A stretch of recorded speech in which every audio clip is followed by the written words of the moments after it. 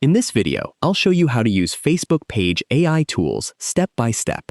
First, open Facebook or Meta Business Suite and select the Facebook page you want to manage. From the dashboard, open the available AI tools or Meta AI features. Depending on your account and region, these tools can help you create post ideas, write captions, improve your text, generate content suggestions, and respond to customers more efficiently. To create content, enter a simple description of what you want to post and let the AI suggest a caption or content idea. Review the generated content and edit it so it matches your brand and audience before publishing. You can also use AI-powered tools in Inbox to help draft responses to customer messages and save time when managing conversations.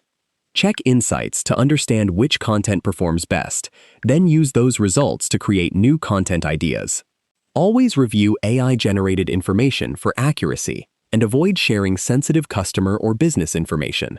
That's how you can use Facebook Page AI tools to create content, manage messages, and save time. If you found this video helpful, please like the video, subscribe to the channel, and turn on notifications for more easy Facebook and Meta tutorials. Thanks for watching.